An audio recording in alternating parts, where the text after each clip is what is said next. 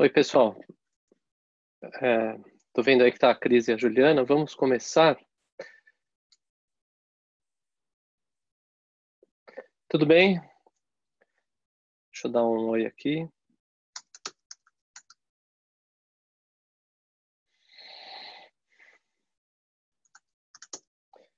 Fala, Ju. Vamos começar? Deixa eu só fazer um teste aqui do som. Vocês estão me ouvindo?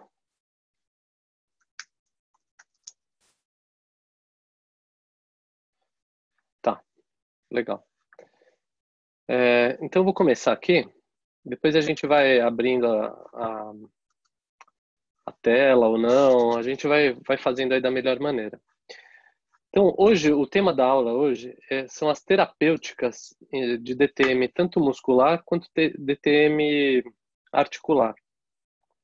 Então, a gente talvez precise revisitar ou então recordar algumas coisas que a gente viu na aula de DTM muscular e de DTM articular, sobre etiologia, características, etc., para a gente relacionar aqui com as terapêuticas.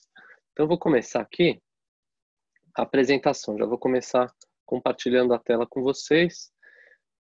Eu vou pedir para vocês confirmarem que está passando todos os slides, que a gente estava com esse problema da primeira vez. Deixa eu achar aqui. Achei.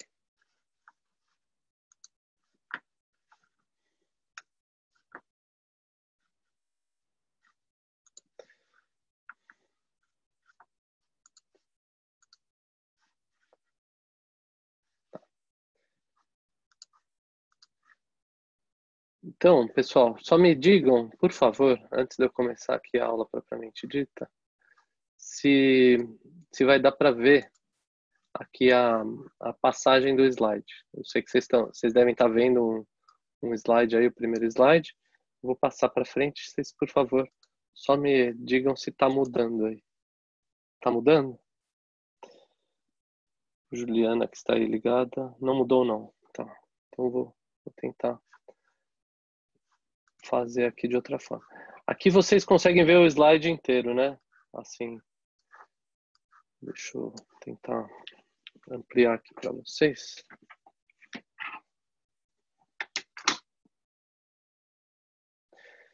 Eu acho ruim ver desse jeito, mas talvez seja a única forma. Ó. Assim você vê a tela toda e assim não mudou. Eu mudei de slide. Tá. Deixa eu... Só uma coisa, só um minutinho, por favor.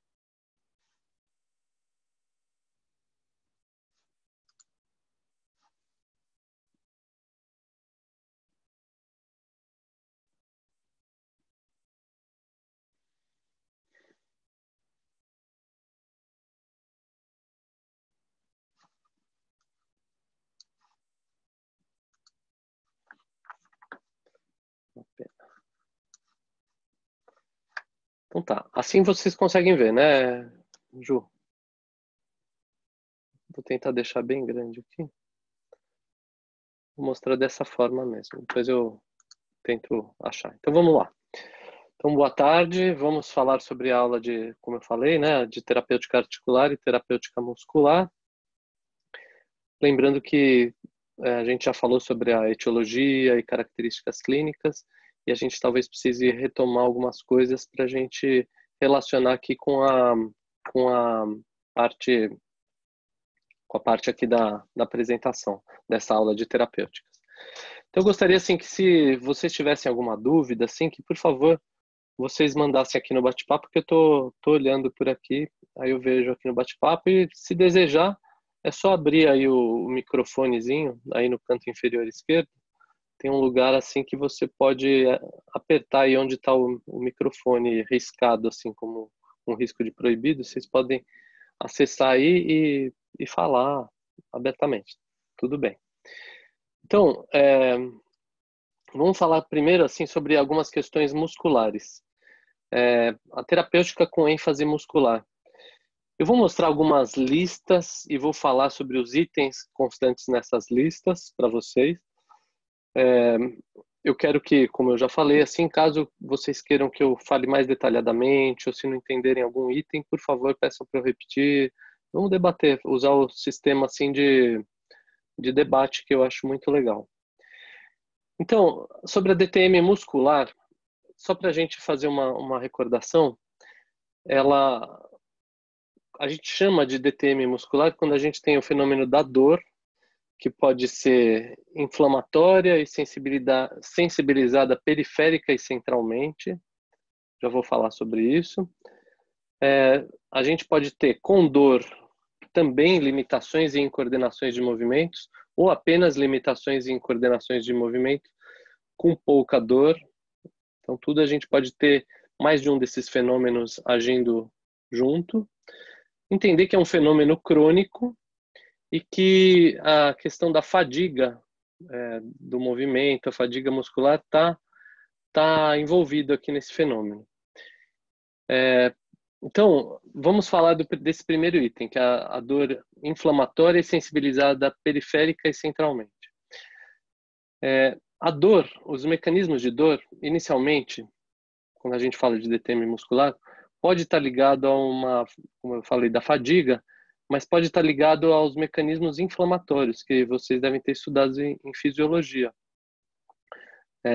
E quando a gente tem mecanismos inflamatórios, existem aí presentes os mediadores de dor, os mediadores de inflamação. Então, nós temos naquele tecido que está fadigado, que está inflamado, naquela região, a gente pode ter histamina, prostaglandinas, bradicininas, substância P e outros mediadores de dor ali presentes, que ficam causando as características de inflamação, né, em maior ou menor grau, as características de um maior calor na região, de um inchaço ou edema e um avermelhamento, né, o tal do rubor.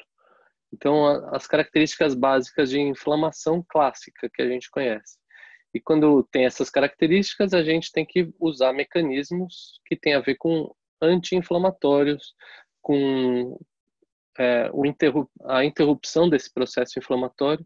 Mas mais do que isso, a gente precisa identificar qual o agente etiológico que esteja causando essa inflamação e remover esse agente etiológico. Então, a gente já vai conversar bastante sobre isso, entendendo, como eu falei, que essa dor inflamatória muscular pode estar relacionada à fadiga muscular. Estando relacionado à fadiga muscular, a gente pode se dar conta assim de... Opa, desculpe. Deixa eu compartilhar novamente.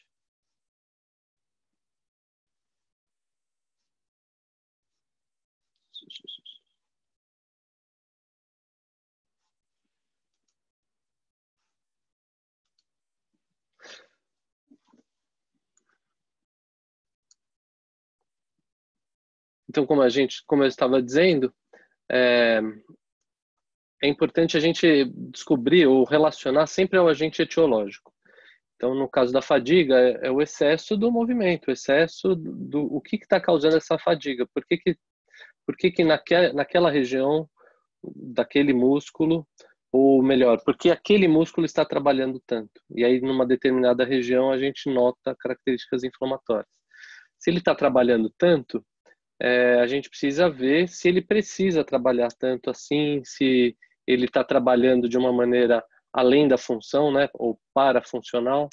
Então, a gente precisa identificar isso e tentar também mexer com outros fatores etiológicos locais. Estou dizendo isso para a gente sempre relacionar o problema, ou seja, vamos dizer melhor assim, a sequela de uma questão que está acontecendo, no caso aí da dor inflamatória, a dor e a inflamação é uma sequela de uma fadiga, uma sequela de um problema primário. Então, não adianta a gente tratar essa inflamação e manter os fatores de risco, os fatores etiológicos. Então, a gente precisa trabalhar com essas duas coisas. Então, voltando lá, falar sobre características inflamatórias, a gente interrompe o processo.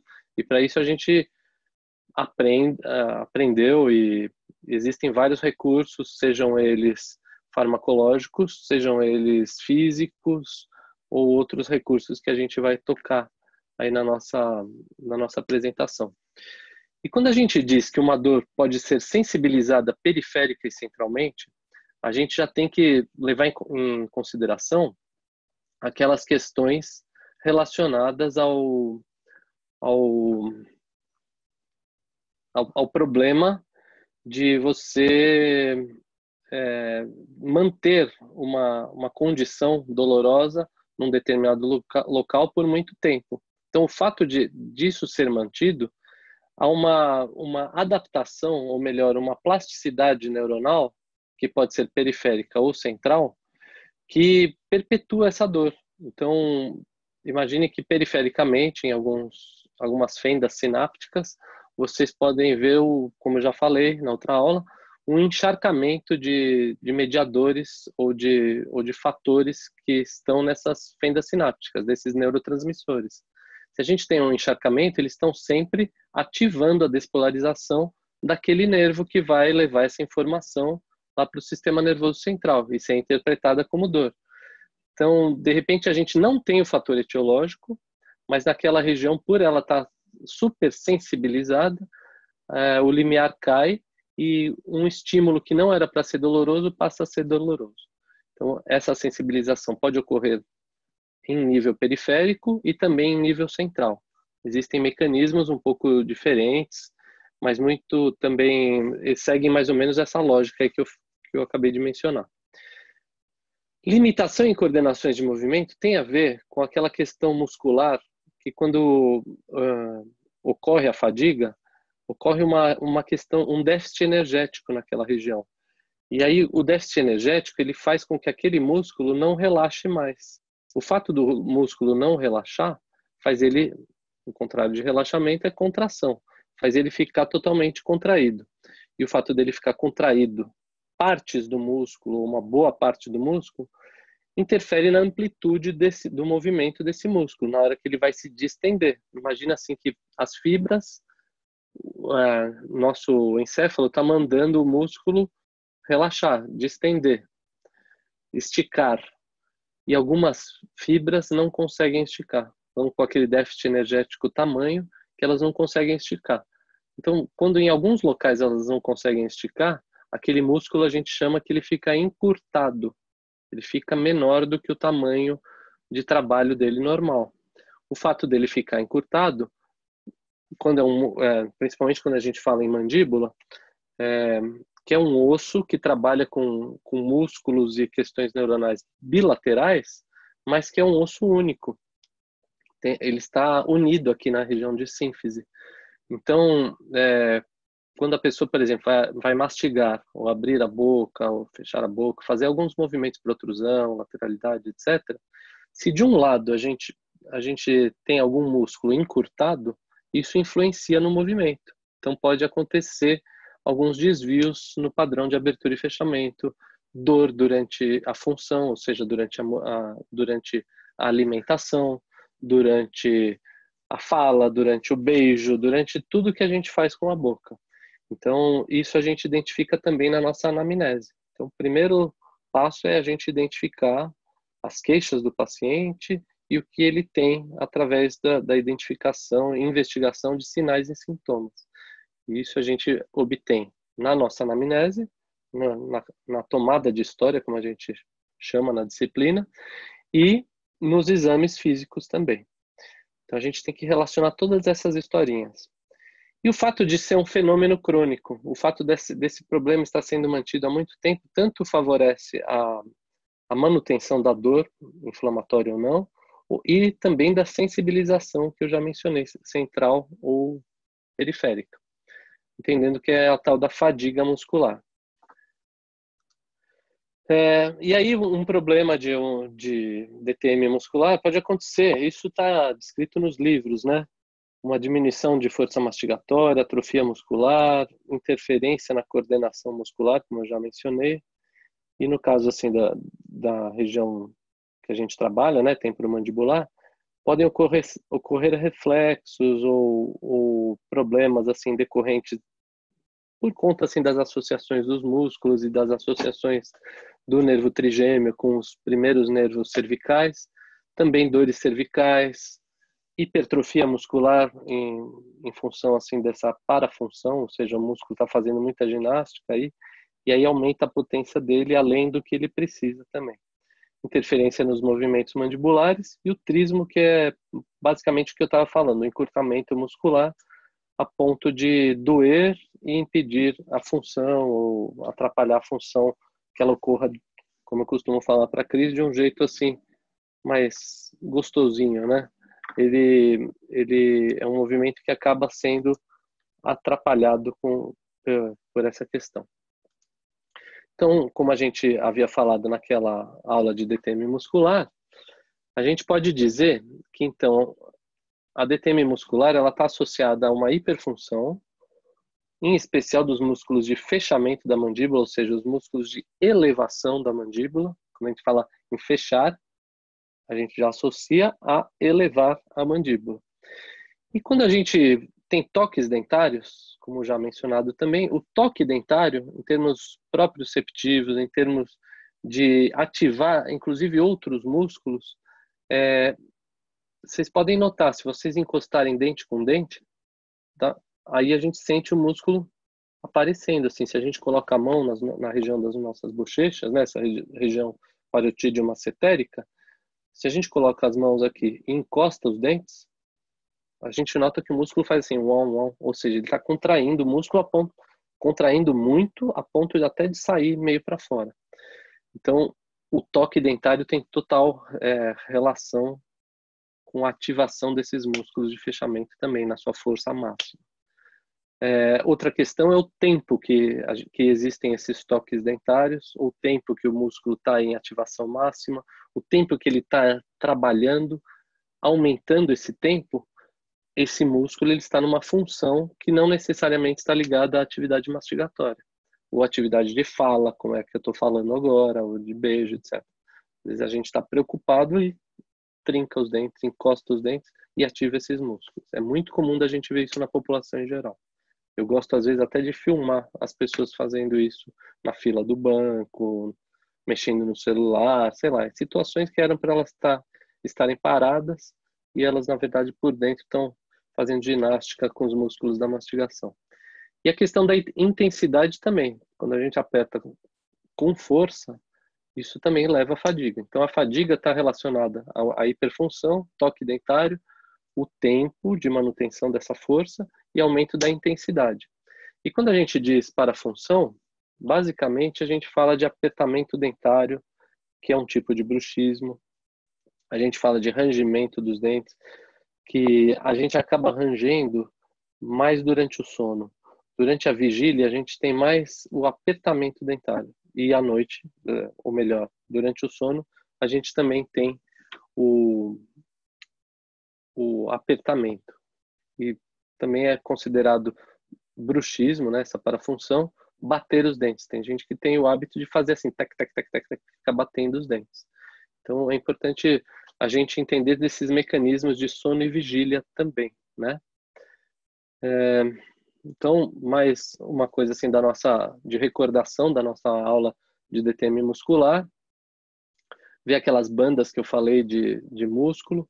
E quando a gente diz isso, pessoal, eu gostaria que vocês se recordassem algumas questões de fisiologia da contração muscular. Vocês podem pôr no próprio Google ou no YouTube, assim, fisiologia da contração muscular e do relaxamento muscular.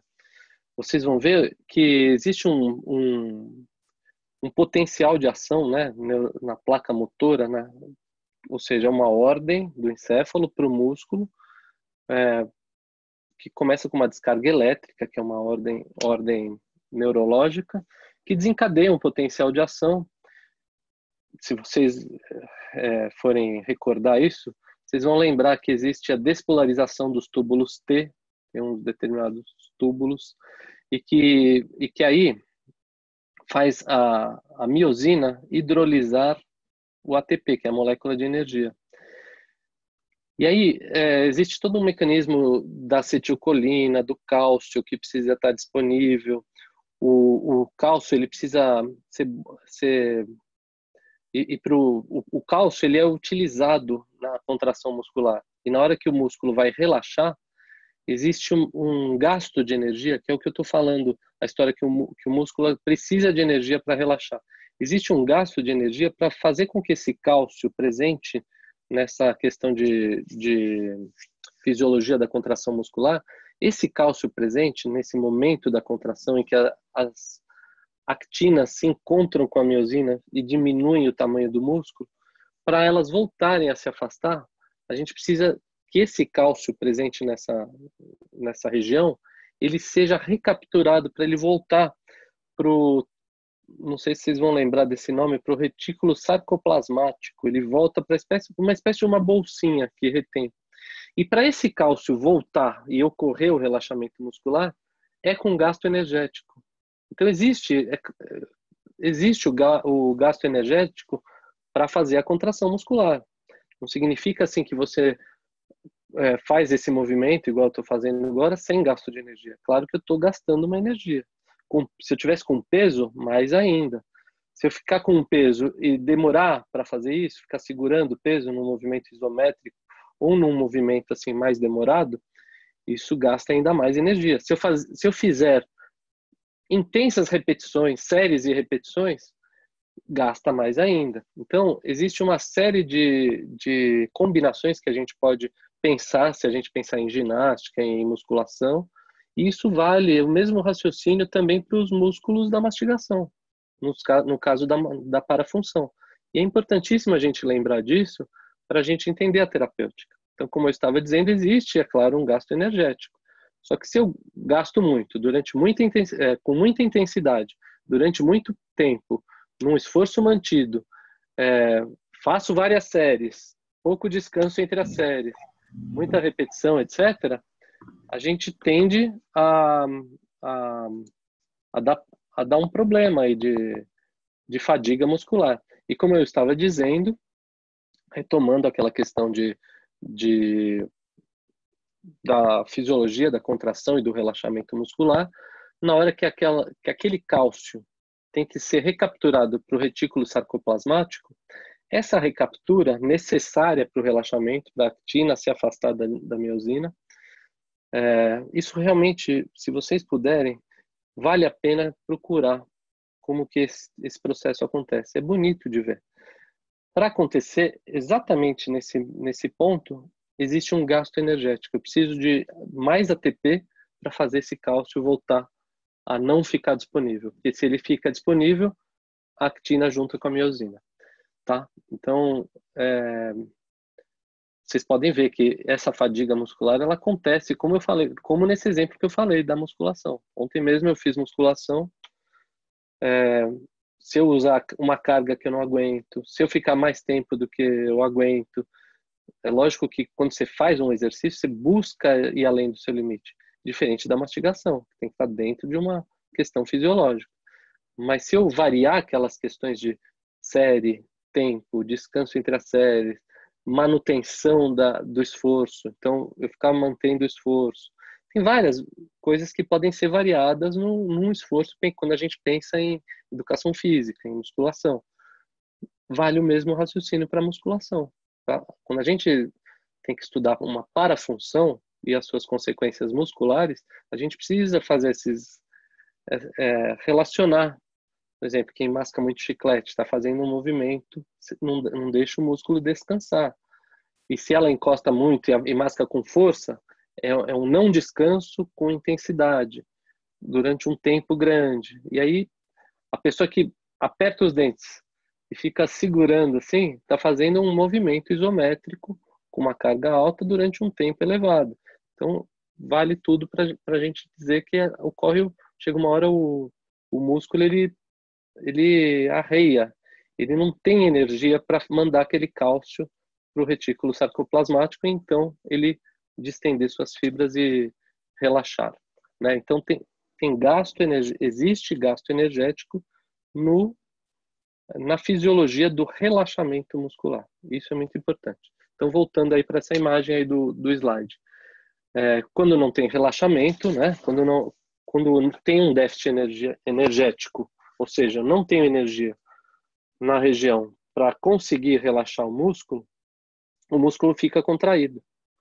fica contraído em algumas bandas. E aí acontece aquele negócio que a gente vai fazer o nosso exame físico, como se fosse um violão, e tentar achar essas bandas para a gente poder depois usar algumas manobras de relaxamento, de carreamento dos metabólitos, carreamento dos mediadores de dor, etc., como a gente estava falando. Então, entender isso é fundamental. Desculpa se eu estou sendo um pouco repetitivo, mas é algo realmente assim fundamental para a gente, inclusive explicar para o nosso paciente. Se a gente mesmo não entendeu isso, a gente não tem como explicar. Quando a gente vai explicar para o paciente, a gente tem que falar na linguagem dele assim, tudo isso, essa história de encostar dente, essa história de manutenção do esforço, essa história da energia. Você não precisa falar da acetilcolina, você não precisa falar do cálcio, você não precisa falar do retículo sarcoplasmático, nem de túbulos T. Mas você pode falar para ele que lá está faltando energia. E que para ele relaxar precisa de energia. Para ele ter energia, tem que fazer uma série de coisas. Tem que fazer exercício, não pode encostar dente, tem que dilatar o aporte sanguíneo, os vasos, né, para ter um maior aporte sanguíneo, um maior carreamento, esticar o músculo fazendo aquela tal da massagem que a gente já faz na clínica, né? Então, a aula de hoje é muito importante para a gente estar seguro do que a gente recomenda para os nossos pacientes.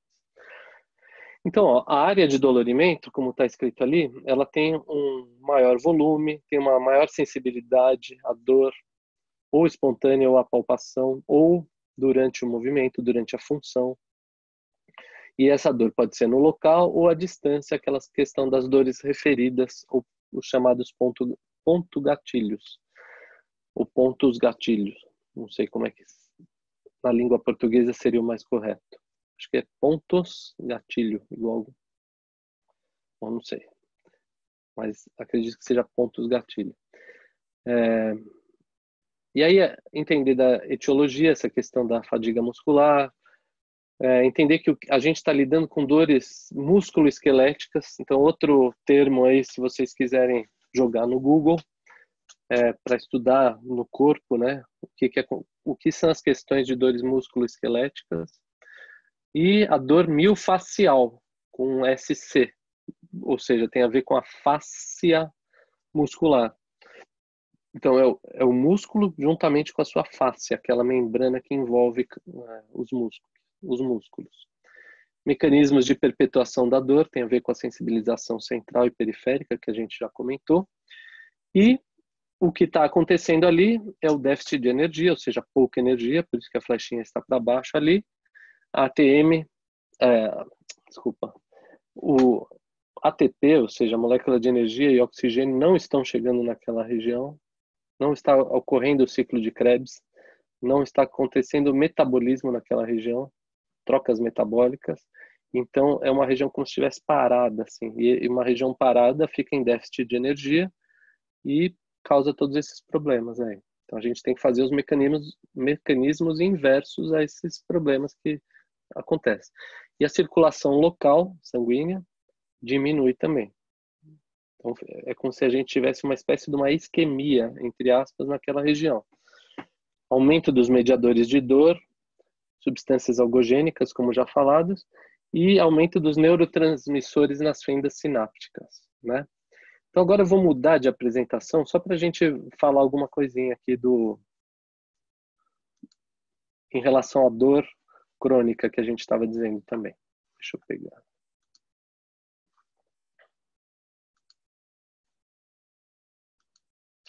Me digam se aqui no PowerPoint, que é um outro programa, se aqui dá para vocês verem a transição dos slides. Por favor, cadê a Juliana que estava me dizendo? Eu vou passar desse slide para o próximo, só me diz se mudou o slide aí. Estou mudando aqui. Mudou? Tá, legal. Então é o seguinte, esse gráfico que vocês estão vendo aí, branco, estão vendo a flechinha aqui também, né? Aqui existem alguns nociceptores. Vamos falar aqui só sobre esses nociceptores. Não sei, isso eu realmente não tenho conhecimento se vocês aprenderam isso em fisiologia. Mas existem alguns receptores para dor que são mecânicos, são termomecânicos e são os polimodais. E aí existem os tipos de fibra. Aqui a delta e C, por exemplo, que são as que interessam para nós. Entender que essas fibras A delta, no caso assim dos nossos receptores mecânicos, ela é uma dor aguda, né? Uma dor assim pontual e de alta intensidade, vamos dizer assim. Esse aqui, termomecânica, a gente sente assim uma queimação. Esse outro tipo, assim, que agora são fibras C, como a gente está vendo aqui, já são outro tipo de dor, uma dor assim de calafrios, vamos dizer assim. E os polimodais também são C, e a gente sente uma dor lenta e de queimação também. Então aqui a gente já nota uma variação na forma como a pessoa sente dor, dependendo do tipo de nociceptor e do tipo de fibra que vai passar essa energia até a interpretação pelo nosso encéfalo. Então, existem, como eu falei lá, todas aquelas questões lá dos mediadores de dor. Ó, aí tem até alguns mediadores que eu não falei. Eu falei da substância P, falei da bradicinina, falei da histamina, falei das prostaglandinas. Então, ó, quase falei todas que estão aí. Então, como os estímulos dolorosos vão fazer com que os nossos receptores ali presentes vão passar essa informação lá para o sistema nervoso. Aí tem uma série de questões de fisiologia que vocês podem ver aí. E, uma vez sabendo isso, eu já dou uma outra informação para vocês. As fibras C, que é aquelas que a gente estava vendo naquela apresentação, elas muitas vezes, não sei se vocês lembram, talvez vocês se lembrem, elas têm menos bainha de mielina revestindo essas fibras nervosas. Quando não tem mielina, ou tem menos mielina, a transmissão do impulso, a transmissão da despolarização elétrica, ela ocorre de maneira mais lenta. Então, guardem isso também. Esse tipo de fibra vai passar uma informação para o encéfalo, no caso a informação dolorosa, mais lentamente. E uma das razões é pelo fato de ser amielínica, esses tipos de fibra, ou com menos mielina, alguma delas. Então, agora eu vou voltar para outra apresentação. Acho que é a mesma que eu estava. Pessoal, eu estou frustrado, eu confesso para vocês que eu estou frustrado de não poder colocar na tela toda essa apresentação. Porque se eu colocar na tela toda, não vai mudar. Quer ver? Eu vou fazer mais um teste aqui. Se bem que eu fiz um teste aqui sozinho aqui pelo computador e tinha mudado. Aqui nós estamos num slide, eu vou passar para outro. Se para vocês mantiver o mesmo slide, é porque está com esse defeito. Se mudar, é porque resolveu. Então vamos fazer um teste. Mudou o slide para uma tela mais escura ou não? Não mudou. Beleza. Eu vou sair aqui da apresentação. Essa tela vocês estão vendo, que aqui tem uma lista aqui de coisas. Sim, Ju? Ou não? Tá. Então, beleza. Então, vou manter desse jeito mesmo, já desisti. Depois eu resolvo isso para a próxima aula. Então, atividade. Quando a gente tem uma atividade muscular, como eu falei, a gente tem que prestar atenção na carga, frequência, manutenção isométrica, ou se a força, se a atividade muscular está tendo baixa amplitude, ou seja, eu estou fazendo uma mastigação curtinha, assim, eu não estou abrindo essa minha musculatura, uma articulação muito curtinha, assim, e análogo a eu fazer uma musculação só fazendo assim com o peso, em vez de usar a amplitude do músculo todo. Então, isso é um dos fatores também. E a fadiga, como já dito, tem a ver com o déficit energético, então a gente precisa do ATP para relaxamento, trocas metabólicas, como já acho que bem falado até agora. A questão postural, hábitos, questões emocionais tem uma grande influência. Por isso que a gente sempre aborda questões emocionais na nossa tomada de história também, tomando cuidado lá para o objetivo terapêutico, como eu gosto sempre de dizer. entendendo o seguinte, que quando a gente, quando tem essa condução da dor até a interpretação pelo encéfalo, é interessante saber o seguinte, que no caminho dessas vias de dor, esse trajeto ele passa por uma região do nosso encéfalo que se chama sistema límbico. Que depois vai ter uma outra aula que eu mostro isso com mais detalhe. Esse sistema límbico está ligado às nossas emoções, nossos sentimentos e questões assim psicológicas, vamos dizer assim. Quando passa por esse sistema límbico, existe uma teoria que diz que conforme a gente está se sentindo emocionalmente, a gente tem uma diferença na interpretação da dor. Então seria assim, eu tenho uma dor física, por exemplo, eu estou me beliscando aqui, ou eu estou com DTM, e estou atravessando uma fase emocional difícil. Está acontecendo um divórcio, uma perda de luto por alguém, um problema de emprego, seja lá um problema com um filho. Então, questões assim muito que emocionalmente mobilizam a pessoa, na hora que ela tem a mesma dor física, como eu falei do beliscão ou da DTM, a interpretação dessa dor, a modulação dessa dor, ela é interpretada de maneira diferente. Então, uma coisa é você sentir uma determinada dor, pense na dor de cabeça, que talvez seja mais simples de pensar. Você tem uma dorzinha de cabeça, daquelas suportáveis, estando de férias e passeando, é uma coisa. Você tem a mesma dor de cabeça, mesma dor física, e você tem que fazer uma prova prática de oclusão, uma cirurgia num paciente que vocês estão atendendo, toma uma outra dimensão, a mesma dor. Se a gente for analisar fisiologicamente, é igualzinha. Mas a interpretação dessa dor acaba sendo modulada por esse sistema límbico. Então é importante isso aí também. Uma das razões por que é importante é essa. E a questão de posturas e hábitos, também o excesso de atividade muscular. Se a gente varia a forma como a gente tem a postura, e existe a postura de mastigação, a forma de mastigar, isso também pode propiciar um excesso de atividade muscular também, mesmo atividades funcionais. Agora não estou dizendo as parafuncionais. Então, quando a gente pensa nas parafuncionais, mais ainda, estou dizendo das funcionais. Por isso que é importante também fazer o trabalho da fonoaudióloga, ou do fonoaudiólogo, né? Para não ser misógino, né? De maneira assim, sem gênero, né? O fonoaudiólogo / fonoaudióloga vai trabalhar isso também, que tem a sua importância também, nesse aspecto de motricidade oral. As influências e compensações musculares de problemas articulares. Às vezes a gente tem um problema articular e para não sentir tanto dor, a gente amplia o movimento. Ou então a gente tem, uma coisa que me ocorreu agora, um dente mais alto por uma restauração.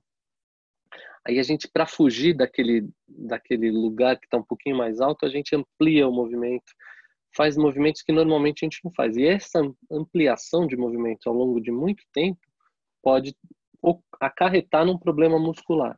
Então, um problema articular pode secundariamente gerar um problema muscular também por um excesso de atividade. Então, a hipermovimentação é outra coisa que a gente vai abordar na questão da terapêutica muscular. Quando a gente movimenta bastante, não é legal. E quando a gente movimenta pouco, também não é legal. Então, vale essa investigação também na tomada de história e nos nossos exames físicos também. Investigar como que são os hábitos alimentares, nutritivos ou não, se a pessoa usa chiclete, maçãs no sentido de abrir muito a boca para dar aquela dentada, alimentos duros, pegajosos, consistentes, se a pessoa tem hábitos de sucção, de roer, de mascar, e tudo isso que está escrito aí, para funções em vigília, né, de roer unhas, morder objetos, mordiscar língua, lábios, bochecha, ficar batucando com o piercing. Eu tinha uma paciente que ficava assim, ela tinha um piercing de língua e ficava batendo nos dentes. tinha até alguns problemas, assim, acabou ficando áspera algumas superfícies de tanto que ela batia. Não tinha fratura, mas corria-se o risco de fratura. Podia ter microtrincas, né? Problemas com a língua, com a bochecha. Então tem gente que tem parafunção não de dente, mas de ficar raspando a língua nos dentes. E com isso faz também alguns movimentos mandibulares que levam a essa fadiga também. Questões ocupacionais, sempre falam daquele exemplo da costureira que abre o grampo de cabelo, né? Ou alguma coisa assim com os dentes. Discinesias, né? Não sei se vocês já viram aqueles velhinhos que não usam prótese. E o fato de não ter um senso de oclusão, não que os dentes precisem estar em contato, mas a gente precisa, às vezes, ter um senso, saber que é lá que para o nosso movimento. E o fato de não terem essa propriocepção para dar esse senso, faz a pessoa ficar assim, sabe, mexendo a mandíbula, assim. É muito comum de ver isso. Então, é um distúrbio de movimento que se chama discinesia. Cinética, né? Tem a ver com movimento. É um problema que se chama discinesia. Apertamentos, encostar dentes, a não mobilidade postural também é preocupante, como eu falei. Posturas mandibulares em repouso, apoio de mão, tem gente que toda hora está assim. Posturas durante o sono, se existe uma pressão muito grande na mandíbula durante o sono, quem dorme de bruços e põe a mão embaixo, assim, na verdade está fazendo a mandíbula, está fazendo uma força para a mandíbula ir mais para cima, ou seja, diminuir o espaço articular também. E aí quando a gente fala novamente de abordagens terapêuticas, a gente tem que seguir meio que um checklist de tudo que a gente pode abordar. Então existem os aconselhamentos e terapias cognitivos comportamentais, as terapias físicas, os exercícios, manipulações, massagens e alongamentos, questões farmacológicas, dispositivos interoclusais, agulhamento e acupuntura, a eletroestimulação nervosa transcutânea, tem a ver com aquela questão das fibras, já vou tocar nesse assunto, e os lasers de baixa intensidade de potência. Então, só rapidamente falando cada item aí para vocês, porque essa parte de terapêutica muscular, ela é simples, mas ela tem que estar relacionada à fisiologia. Então, eu vou transformar o simples em algo assim, não vou dizer científico, mas talvez assim intelectualmente compreensível, para a gente fazer com que o nosso paciente entenda e a gente estimulá-lo a aderir ao tratamento. Se o paciente não adere ao tratamento, esse termo é muito importante, a adesão do paciente ao tratamento.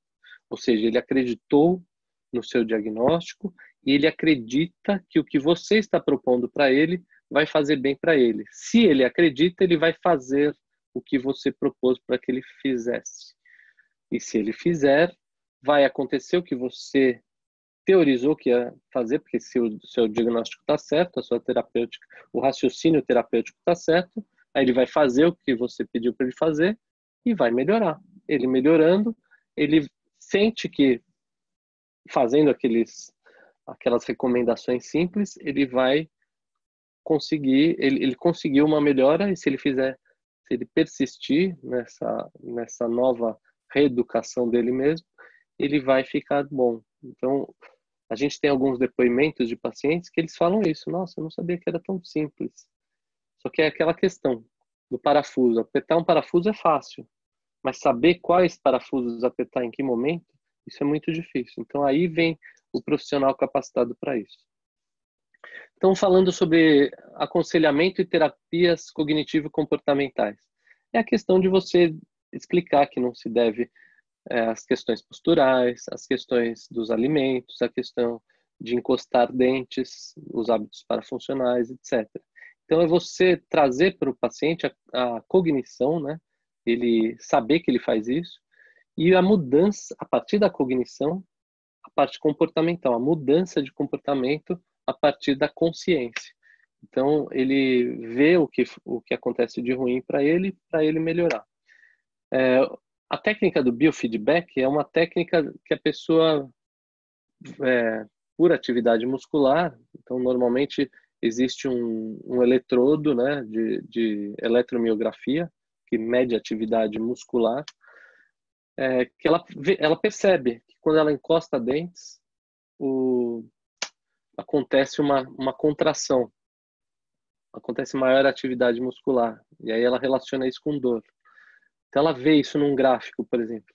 Então existem, pessoal, recursos que tem até tipo um joguinho eletrônico. A pessoa tem que fazer um jogo, por exemplo, e ela ganha pontos se ela não encostar dente. Se ela encostar dente, é como se ela morresse no jogo, assim.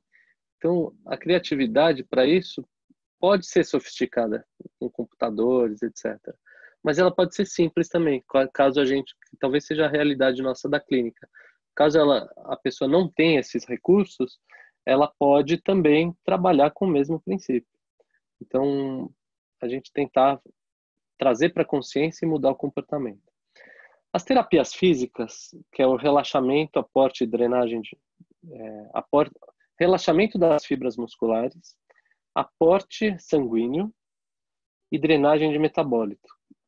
É aquela questão de colocar, por exemplo, o calor, a termoterapia pelo calor, durante 20 minutos, 3 vezes ao dia.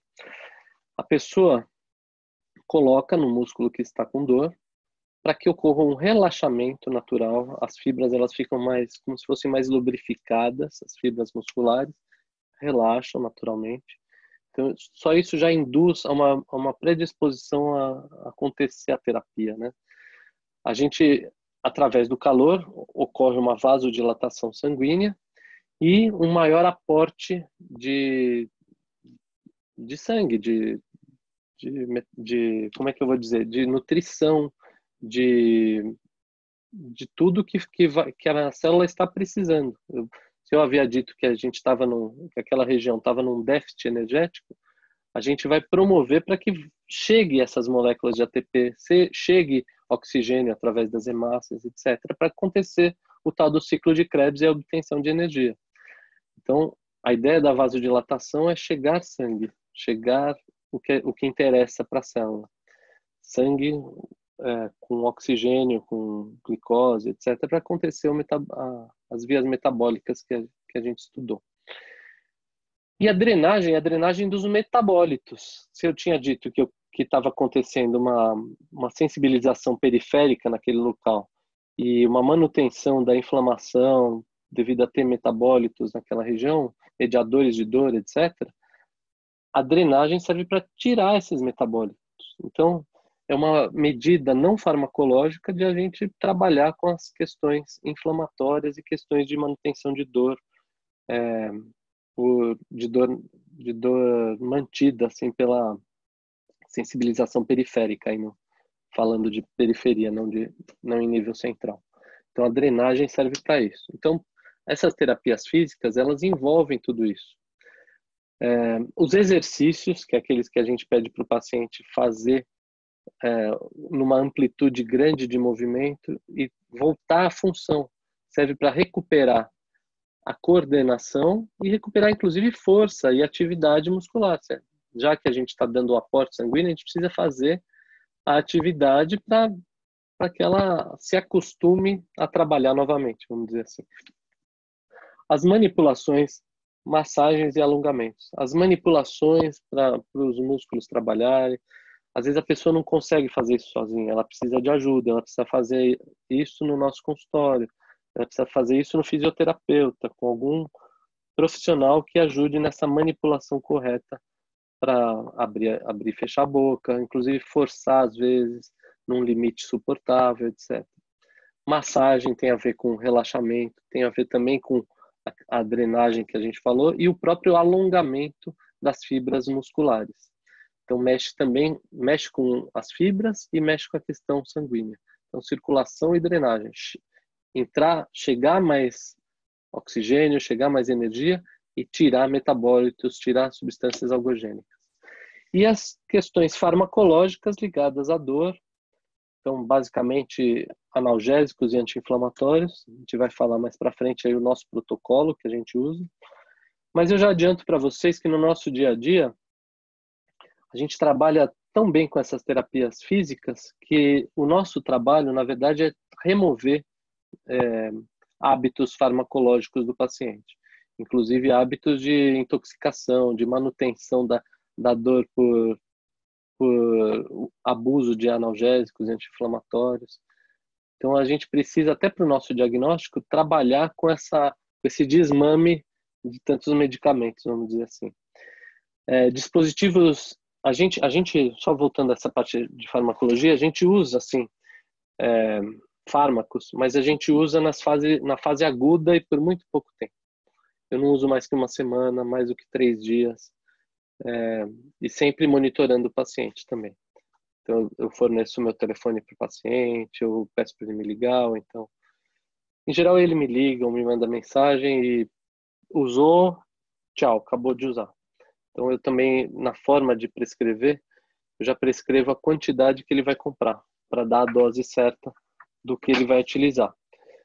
Ou se a gente trabalha no serviço público, o que ele tem direito a pegar na farmácia do posto de saúde. Os dispositivos interoclusais, a gente vai ver que eles têm algumas funções. No caso da DTM muscular, a principal função é, inicialmente, mudar a questão do toque dentário.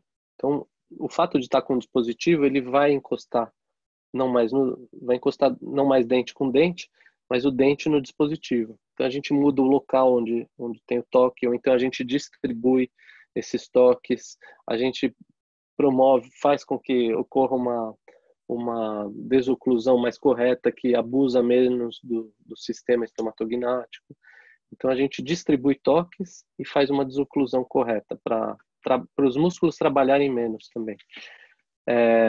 Outra coisa que se diz é que, pelo menos inicialmente, além de mudar essa propriocepção, porque só o fato de mudar a propriocepção faz a pessoa apertar menos também. Então, a mudança da propriocepção é uma questão. E outra questão é quando a gente coloca um dispositivo por isso chama interoclusal, entre o arco superior e inferior, inicialmente, esse aumento da altura onde a gente morde, que tecnicamente se chama de dimensão vertical, pelo menos inicialmente, isso promove uma espécie de um relaxamento muscular. É claro que depois a pessoa se acostuma àquele dispositivo e ela pode voltar a apertar, não mais dente com dente, mas o dente contra o dispositivo. Então, tem uma ação inicial. O agulhamento e a acupuntura, o agulhamento, a gente trabalha com agulhas de acupuntura, mas a gente vai naquela região onde está acontecendo aquela banda tensa, o déficit energético, e a gente dá umas cutucadas ali e ocorre um fenômeno chamado de twitch. Ocorre um relaxamento, assim, tipo, dá uma tremidinha e relaxa, assim, por fenômenos que ainda não estão completamente explicados, mas ocorre esse relaxamento. E aí a gente aproveita que aconteceu esse relaxamento e fornece energia, drena os metabólitos, etc., para que ele se mantenha relaxado e mexe nos fatores etiológicos para que não volte a contrair tão cedo. Então, o agulhamento ele tem essa função primária. Tem uma função secundária que é causar uma espécie de uma microlesão naquela região. A gente causa uma lesão mecânica naquela região para que ocorra uma microinflamação naquela região, porque a própria inflamação traz um carreamento traz um aporte sanguíneo também. Uma das características da inflamação é a vasodilatação. Então a gente promove um trauma mecânico para acontecer um aporte sanguíneo, e aí acontece tudo aquilo que a gente comentou. Então, mas assim, isso é secundário, tá? E o fato da gente trabalhar com agulhas de acupuntura, eventualmente a gente pode estar mexendo em algum ponto de acupuntura. E aí é toda uma ciência que não tem a ver com a forma como a gente estuda a ciência, mas tem a ver com uma forma mais oriental de ciência. Mas uma coisa já foi demonstrada, que quando a gente estimula pontos de acupuntura, esse estímulo causa mudanças endógenas. Por exemplo, maior produção de de serotonina, que é um neurotransmissor do bem-estar. Outros neurotransmissores que contribuem para um agente anti-inflamatório endógeno, vamos dizer assim, contribui para diminuir a inflamação. Então, o fato da acupuntura, ela tem essa questão energética toda, mas já foi provado que ela ativa endogenicamente, ou seja, a pessoa produz neurotransmissores de conforto, de analgesia, de anti-inflamatório, etc. Então, tem uma função farmacológica secundária também. E o laser de baixa intensidade de potência, ele trabalha com metabolismo celular.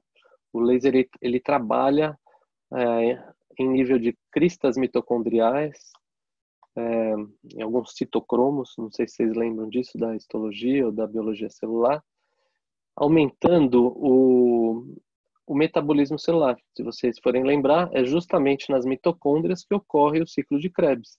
Então, se o laser ele ativa esse metabolismo mitocondrial na dose correta, numa questão de déficit de energia, que isso aí precisa ser estudado melhor o laser.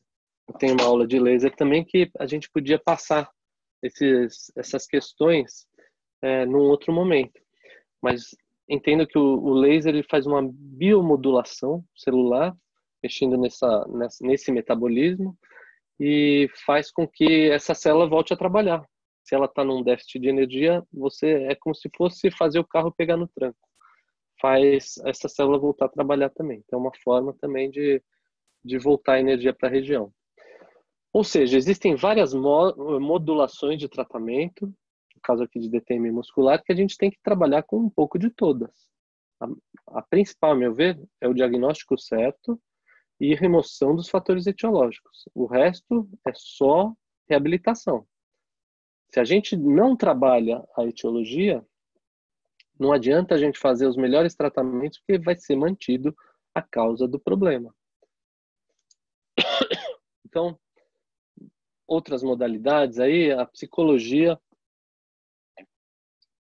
atuando na forma como a gente percebe a dor e outras questões emocionais que cabem numa outra aula também. Fisioterapia, por tudo aquilo que a gente falou, e como eu falei, da acupuntura também.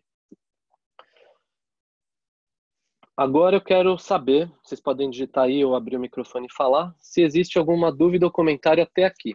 Agora eu vou passar para terapêutica com ênfase articular, e nessa parte eu vou mostrar algumas imagens que se aplicam também para terapêutica muscular. Então, por isso que eu falei assim, numa tacada só a parte muscular. Tudo bem? A Juliana vai ganhar meio ponto a mais, porque é a única que está interagindo na aula, assim. Mas quero saber que está tudo bem. Então, legal, Ju. Beleza. Renata, ó, todos que não viram o início, depois, igual cinema antigamente. Antigamente, cinema a gente podia ver a próxima sessão. Mas assim, depois eu vou gerar o link e aí vocês podem assistir. Eu vou falar agora um pouco da questão articular. Lembrando assim que o sistema oclusal, ele tem que trabalhar com uma série de coisas. Então não basta a gente entender de dente. O dentista que só entende de dente, não entende o que o dente faz, que é mastigar, que é fazer a pessoa viver. Tudo que a gente trabalha, a Cris vai ganhar ponto também. A Cris já ganhou pontos aqui no meu coração aí por ser uma grande parceira. Dentista, voltando, né, o que eu estava dizendo, dentista que apenas entende de dente, de buraco no dente e de materiais que tapam esse buraco, ou que fazem dentes artificiais, etc., sabe pouco, porque o importante é saber para que ele vai utilizar e como ele vai utilizar. Esse é um conhecimento que a maioria dos nossos colegas, pessoal, negligencia. Então não pertencem a essa grande maioria de algo ruim. Então é bom entender de tudo isso. Deixa eu ver, acho que aqui tinha um videozinho. Questões de anatomia. Eu vou passar essa parte porque a gente já falou bastante. Eu vou direto lá para a terapêutica. Aqui acho que mostra a rotação e translação. Acho que é isso. Deixa eu ver. Engraçado aqui. É isso mesmo.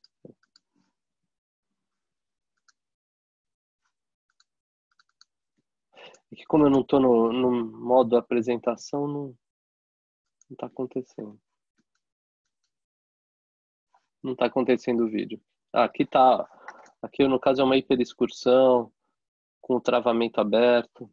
Então quando a gente fala de DTM articular, da mesma forma como a gente falou da muscular, o que a gente está falando? O que é DTM articular? Vamos retomar aí. A gente está falando de inflamação, ou seja, dor, todas aquelas características. E quando a gente fala de dor, tem a ver com sensibilização central e periférica, da mesma forma que a muscular também, ou seja, uma manutenção de uma dor faz aquela dor ser percebida com estímulos que antigamente não causavam dor. Então, um menor estímulo causa a mesma dor, ou uma dor maior. Limitações de movimento, agora por questões articulares, as hipermobilidades, que é aquele vídeo que a gente estava vendo, questões de disco, né, deslocamento, aderência, perfuração, ruídos articulares, que a gente já sabe que pode ser estalidos, podem ser incompatibilidade entre superfícies, pode ser problemas de disco, incompatibilidade entre disco e superfície óssea, os deslocamentos do disco com redução, sem redução, degeneração e doenças articulares, alterações de forma ou de estrutura, até as neoplasias. E quando a gente fala de dor, pessoal, vejam que dor realmente não é um evento puramente físico.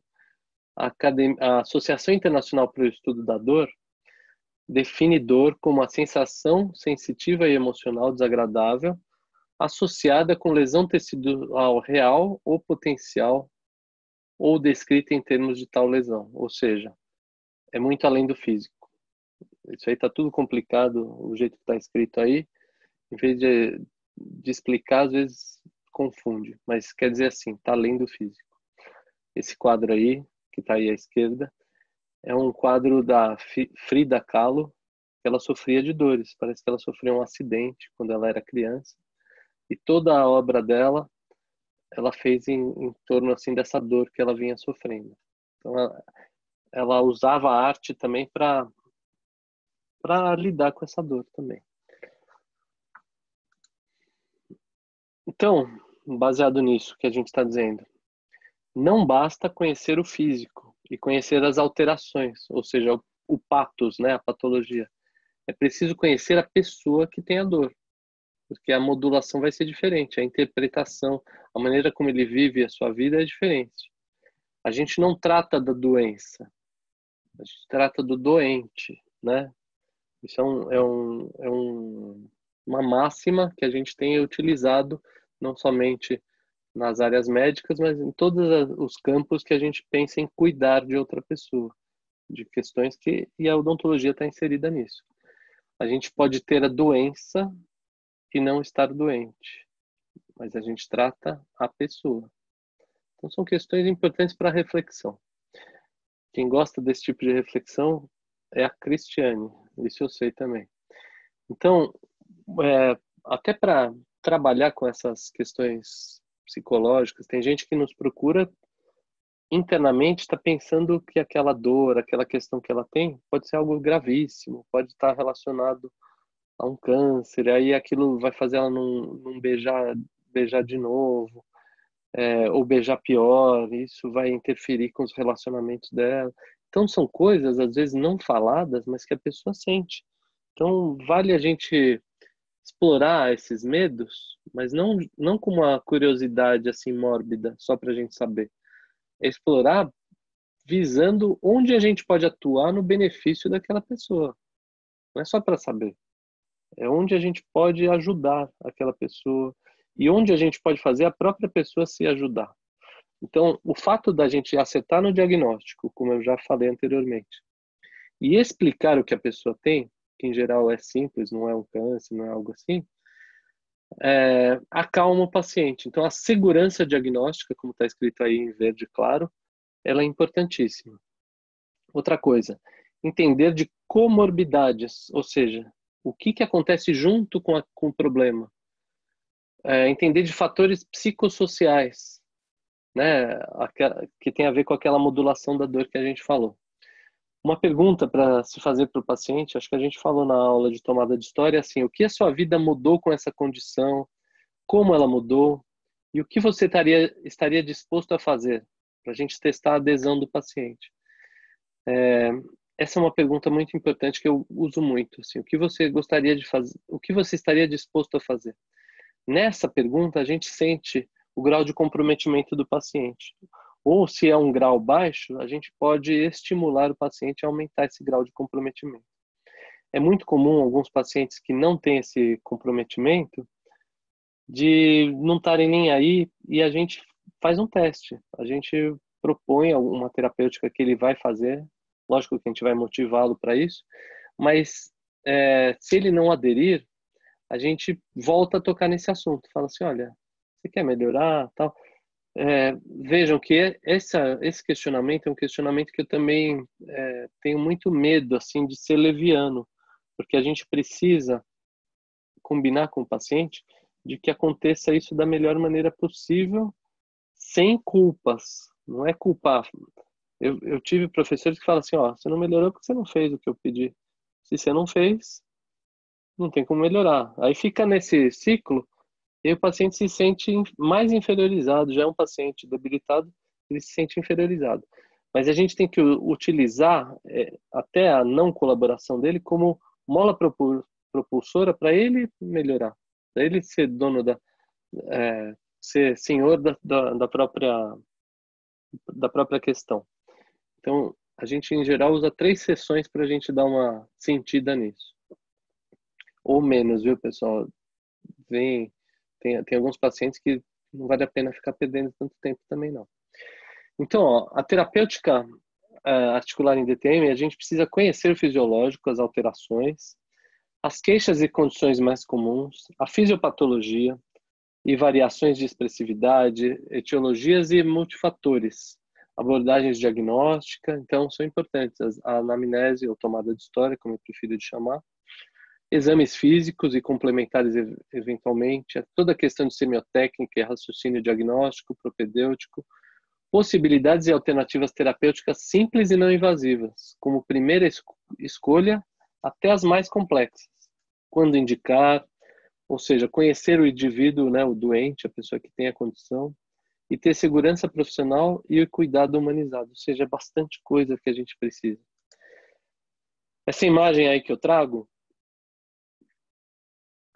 é de um paciente jovem que está no livro Guinness como o homem que mais abre a boca no mundo. Ele abre a boca, aí está escrito 17 centímetros, né? Então imagina assim, tem uma abertura de incisivo a incisivo, de borda incisal a borda incisal de 17 centímetros.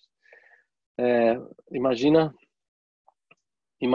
a hiperexcursão que a mandíbula dele não faz, o que acontece com os ligamentos posteriores, que a gente já estudou, etc. Aquele ligamento que ele é essencialmente elástico, se você estira um elástico. Então, isso pode estar funcionando agora para ele, jovem, mas ele está em risco. Por ele fazer isso, ele pode não ser paciente agora, mas ele está em um risco. Talvez numa idade mais avançada, etc. Não tem como a gente dizer que sim ou que não. A gente tem que acompanhar. E aí, nas terapêuticas articulares, como a gente falou das musculares, também aconselhamentos de terapêuticas cognitivo-comportamentais, entendendo que, no caso aí, o tal do apertamento dentário, ou a falta de dentes posteriores, assim, vão implicar numa diminuição do espaço articular, ou seja, a mandíbula ela entra mais na fossa mandibular dorsal-temporal. Ela fazendo isso, diminui o espaço articular. A diminuição do espaço articular significa, fisiologicamente, uma expulsão do líquido sinovial. Lembra aquele líquido que causa a lubrificação da ATM, que é um coxinha amortecedor até hidraulicamente falando, o fato de ter líquido naquela região faz com que não ocorra um contato mecânico. Mas se você insiste muito nisso, você elimina o líquido e fica mais seca a articulação. Aí ela fica pouco lubrificada e não exerce essa função hidráulica também. Então ela pode receber toda a carga deletéria para a sua articulação, para os seus elementos constituintes. E isso pode causar inflamação, etc. Então a diminuição do espaço articular é algo que a gente evita. Então, encostar dentes, apertar dentes, não ter uma contenção posterior, faz isso acontecer de maneira mais aguda. Então, a gente trabalha toda aquela questão de aconselhamento e terapia cognitivo-comportamental para não acontecer esse movimento de apertamento dentário também. As terapias físicas, quando a gente fala em DTM articular, em geral, no caso da DTM articular, a gente tem uma abordagem com termoterapia por frio. Poderia ser por calor? Poderia, mas é mais difícil de você concentrar a ação do calor numa articulação se você põe numa grande região. Um gelinho você já consegue.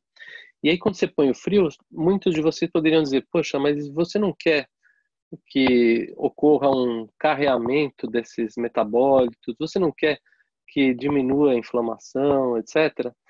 Essa inflamação tão crônica assim. Realmente eu quero, mas existem estudos que dizem que o frio, a termoterapia por frio, tem a mesma ação da termoterapia por calor, porque na hora que você tira o frio, ocorre uma vasodilatação reflexa a essa ação do gelo. Então, a gente, em geral, para articulação, a gente indica gelo, tanto para artralgias quanto para dores, né? Em geral, dores, assim, inflamação dessa região, desculpa. Exercícios de amplitude ou de limitação de amplitude, manipulações para a gente fazer também aquelas pessoas que têm hipomobilidade. Então a gente faz manipulações tanto para diagnóstico quanto para terapêutica, assim.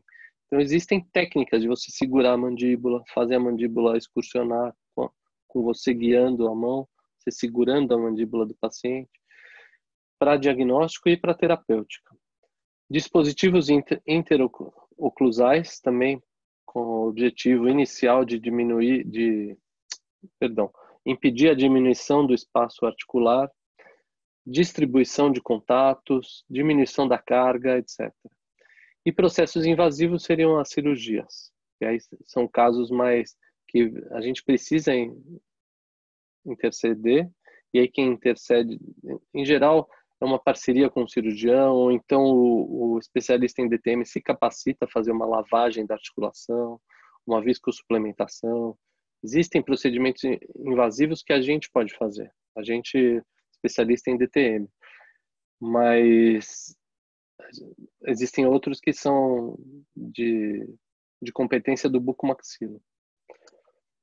Então vamos falar agora, e quando eu digo isso, retoma aquela questão muscular também, sobre aconselhamentos e terapias comportamentais. Então, no caso desses aconselhamentos e terapias cognitivo-comportamentais, a gente vai trabalhar, como já dito, para não acontecer a diminuição do espaço articular, para não acontecer a diminuição do líquido sinovial, para não acontecer o maior atrito intraarticular, aquela questão de quando há o deslocamento do disco para anterior, quem fica naquela região entre a mandíbula e o osso temporal é a zona bilaminar, que é ricamente inervada e vascularizada. Então a gente preservar essa região também. Lembrar daquela influência e compensações musculares que pode dar DTM muscular junto, reflexamente ou secundariamente, melhor dizendo. E questões de hipermovimentação, a gente limitar a movimentação. E questões de hipomovimentação, a gente estimular que a pessoa movimente mais. Então, aqui são as mesmas recomendações que a gente falou lá anteriormente sobre DTM articular. Aqui falando da DTM Quer dizer, a gente falou da muscular, agora falando da DTM articular. Eu vou mostrar para vocês agora algumas imagens, não sei se vai rodar aí vídeos de pacientes mastigando. E como que a gente vê essa articulação, como que a gente vê a musculatura envolvida. Então, por exemplo, esse aqui é um senhor magrinho e ele mastigando assim. A gente vê toda essa movimentação, a gente pode enxergar o polo lateral da mandíbula trabalhando ali. Então, é um vídeo interessante para a gente ver o funcionamento de uma ATM no dia a dia. Eu gosto de ver assim como que é uma ATM, no caso aqui não é um paciente, é uma pessoa que estava mastigando, magrinha. Então a gente vê, tem pouca gordura nessa região. Então a gente consegue ver bem o polo lateral. Aqui é um cara mastigando. Ó. Esse aqui eu filmei para a gente ver, ó, o temporal dele. Reparem nessa região aqui do temporal, lógico que esse aí, ele tem cabelo, então dá para ver a região anterior aqui do temporal. Dá para ver o músculo masseter dele trabalhando também e a orientação do músculo, ó. Seguramente ele está encostando o dente aqui e não necessariamente precisa encostar o dente. Não está entrando o vídeo. Nem o outro? Entrou, Cris? Aquele do velhinho também não entrou? Deixa eu testar assim. E assim? Ó, para Juliana, o meu parâmetro aí tá sendo Juliana, hein?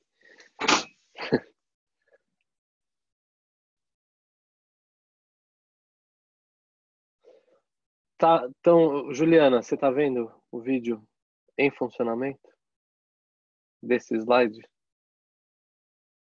Travou. E você, Renata, você consegue ver? Ah, beleza. Deixa eu tentar voltar aqui. Eu tô com esperança de dar certo isso. Estão vendo o velhinho ou não? Ou travou naquele homem? Sem ser o velhinho. Tá, então vou tirar. Beleza. Sabe como eu acho que dá certo? Peraí que eu vou fazer um negócio aqui. Tchan, tchan, tchan, tchan. Eu lembrei como é que eu fiz a outra vez. Não é o jeito que eu gosto.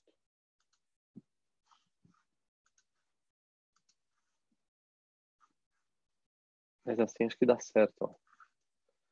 Me digam se deu certo agora.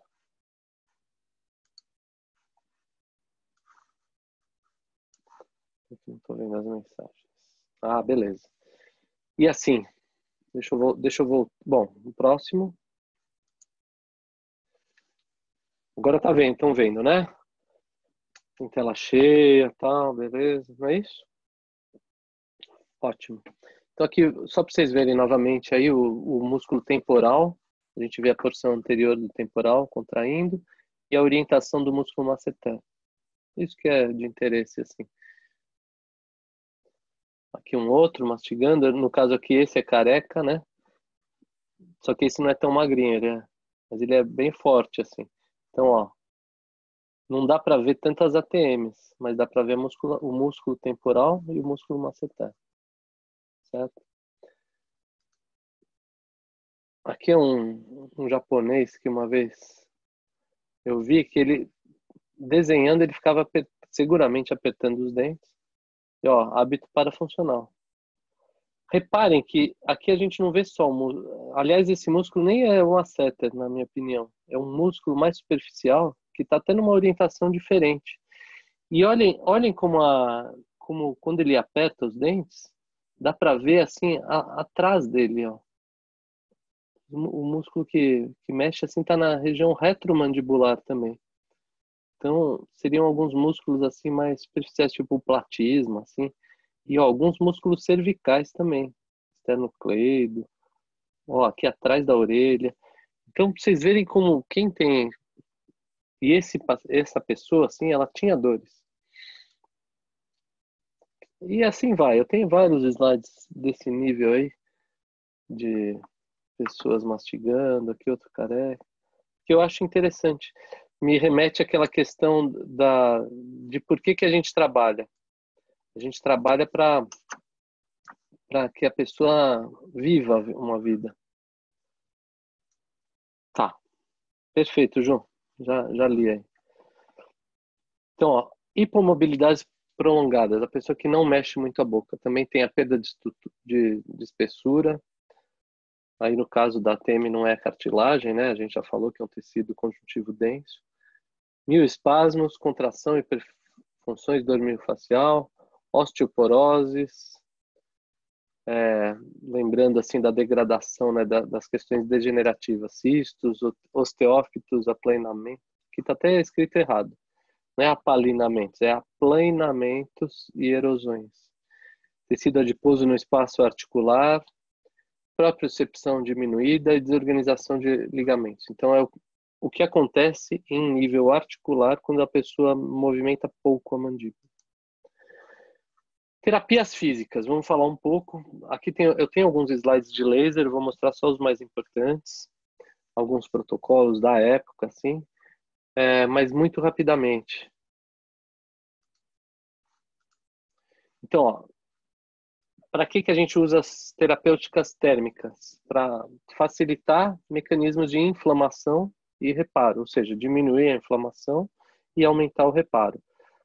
Como eu já falei inúmeras vezes, a drenagem de metabólitos e substâncias algogênicas, atuação no sistema circulatório para ter um maior aporte sanguíneo, maior drenagem também, atuação no metabolismo, né, da célula, quando ela está. Se a gente aumenta um pouquinho a temperatura, a gente aumenta o metabolismo local e em nível celular também. Nutrição, oxigenação e também atividade celular. A gente tem um relaxamento de músculos e ligamentos, fluidificação e lubrificação das questões articulares. E diminuição do limiar da dor, aumento do limiar da dor para trazer um conforto maior para o paciente. Então, as terapias físicas, elas são de suporte ou sintomáticas, isso aqui eu vou passar rápido. E aqui é um dos protocolos que a gente já utilizou, que é calor úmido de 15 minutos, 3 vezes ao dia. No caso aqui, feito com uma toalha com água quente, né? Imersa em água quente e depois torcida.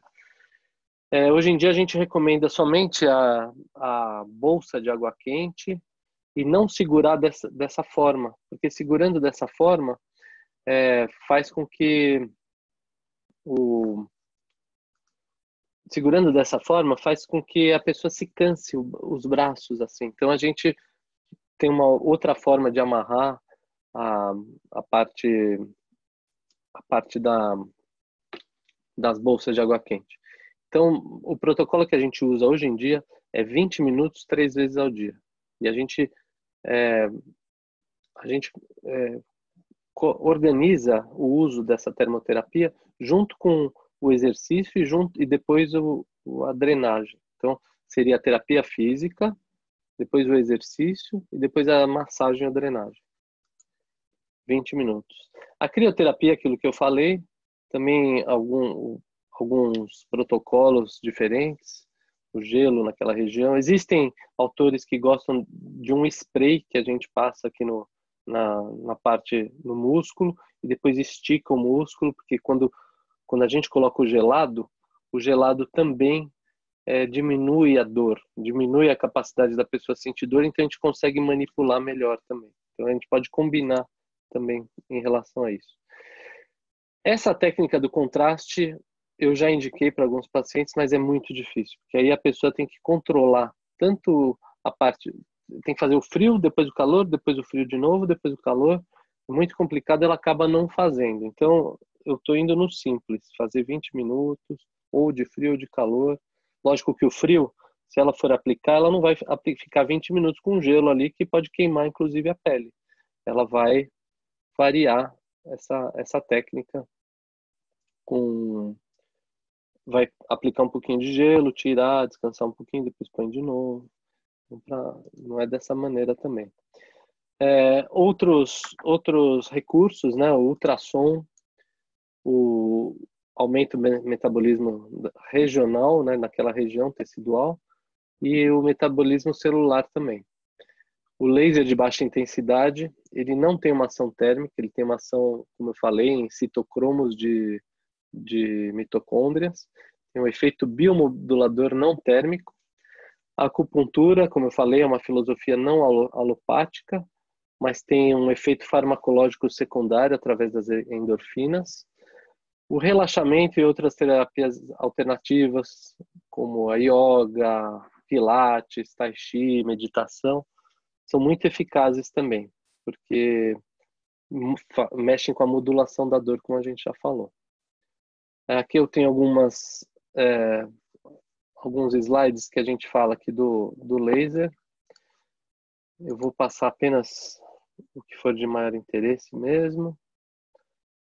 Olha, vejam, efeito anti-inflamatório, analgésico, bioestimulante com biomodulação, aumento da microcirculação local, drenagem do suco gengival, aumento de beta-endorfina, etc. Eu vou passar isso aqui, mas só entendendo que atua em nível mitocondrial, olá mitocôndria, e que vai... aí tem alguns tipos de luzes, né? A luz visível, a luz não visível, vermelho, infravermelho, e diferentes formas de atuação. Isso a gente se aprofunda melhor numa aula específica. Mostrar assim, que existiram alguns protocolos de aplicação do laser, em termos de quanto que a gente usa de energia, em quais pontos que a gente atua, etc. Então, sempre que a gente trabalha com laser, tem uma série de variações que a gente tem que ter um conhecimento para isso. Aqui mostrando o laser em DTM, onde que poderia ser aplicado. Então, é uma área a ser melhor explorada. Eu mesmo tenho um laser, a gente pode trazer aí e aplicar nos nossos pacientes, junto com outras técnicas. Tá? Aqui mostrando a aplicação do laser até intra-auricularmente falando. Então, aqui a pessoa passou um Holopack, passou o laser por dentro do meato acústico, fazendo uma voltinha assim para anterior, para conseguir acessar a região retrodiscal, vamos dizer assim, aquela região que é ricamente vascularizada e inervada, para causar uma analgesia, né? Então, agora eu vou voltar para a apresentação. Vamos falar dos exercícios um pouco. Para que servem os exercícios? Aumentar a amplitude e mobilidade daquela articulação, ou para limitar a hipermobilidade. Então, existem exercícios que limitam a hipermobilidade. Para lubrificar e aumentar o espaço articular, existem automanobras de recaptura, automanobras de remodelagem de disco, e podem ser combinadas a outras técnicas e terapias musculares, como as que a gente já falou.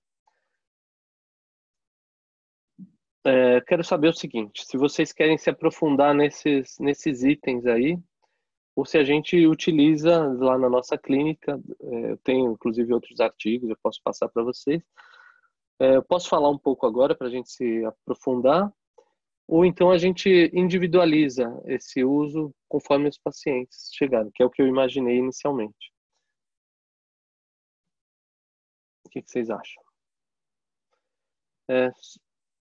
Só para como ilustração, eu vou fazer isso que a Renata falou, só como ilustração, seria interessante, assim, o que eu recomendaria para vocês, que vocês entendessem que serve para tudo isso, e aí, conforme os casos forem chegando, a gente vai variando, e aí vocês sabendo que tem esses itens, vocês também podem, num estudo pessoal, assim, se aprofundar e me pedirem assim, informações, artigos, etc., a gente pode se aprofundar em cada uma dessas modalidades.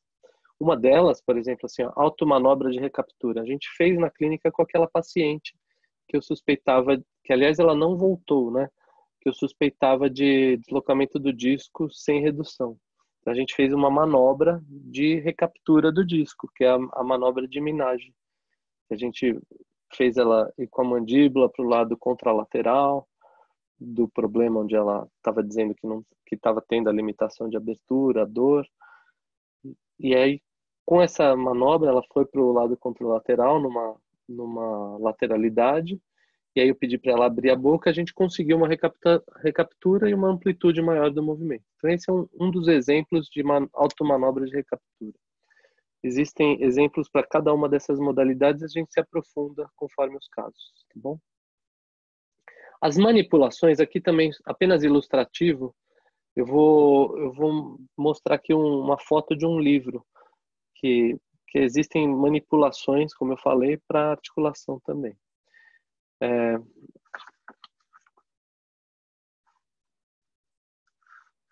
Então, questões musculares associadas, entender que a gente vai ter que trabalhar com todos esses músculos, essas regiões. Então, aqui está mostrando apenas uma lista assim para a gente, onde a gente tem que trabalhar quando a gente tem associação muscular ou até falando de DTM muscular mesmo. Articulares, de novo, é a mesma coisa que a gente falou já, mas falada de outra forma.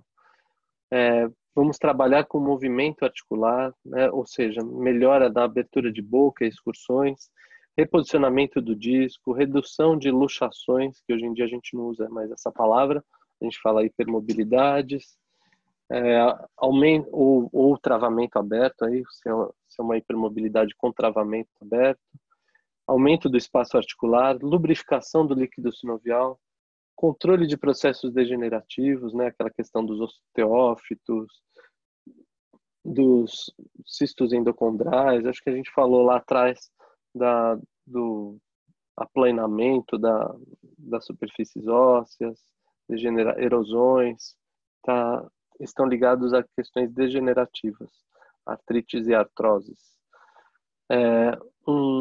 Questões do relaxamento capsular, eu peguei esse item assim de um livro, né? E eu não entendo o que a pessoa quis dizer com esse tal do relaxamento capsular. Eu preciso até olhar lá, depois eu passo para vocês. Mas a diminuição da pressão sobre os tecidos, alívio da dor e diminuição do quadro inflamatório. Então, se não me engano, o mesmo livro que falou isso é esse que mostra essas manipulações para DTM articular. Então aqui, ó, o primeiro quadrinho mostrando uma abertura de fechamento, uma abertura e fechamento guiada pelo profissional, talvez para avaliação desse local aí, né, dessa questão articular trazida pelo paciente. Aqui para ver se a pessoa tem uma hipomobilidade, o quanto a gente consegue manipular essa articulação sem que haja dor, sem que haja desconforto, ou até para estimular a produção de líquido sinovial. Então, existem várias formas que a gente pode treinar isso na clínica também. Eu aprendi com um amigo meu, o Elton, que também é fisioterapeuta, uma que a gente faz a lateralidade e um pouco de abertura, né? Porque quando a gente faz uma excursão, também tem a ver com o movimento de abertura. A gente faz a lateralidade de uma mandíbula. A gente segura assim coloca o dedo apoiando nos molares inferiores, segura assim o corpo da mandíbula e faz o movimento de lateralidade para o outro lado. Pacientes com DTM articular, isso pode doer muito, mas é uma questão de avaliação interessante, e saber manipular uma mandíbula, ela é interessante também para pacientes edentados. Vocês vão ver na aula de semiotécnica que um dos testes que a gente faz é um teste para o paciente morder um palito. Mas com o paciente edentado, não dá para ele morder o palito. Então a gente tem que saber manipular a mandíbula para simular o que a gente gostaria de observar com esse teste. Então isso está na aula de semiotécnica, esse teste com o palito que eu mencionei. Questões farmacológicas, eu vou agora passar um protocolo nosso, bem interessante, mas visa o alívio imediato dos sintomas, ela é eficaz quando associada a outras terapias e indicada por período específico. Isso é frase que eu gosto de colocar.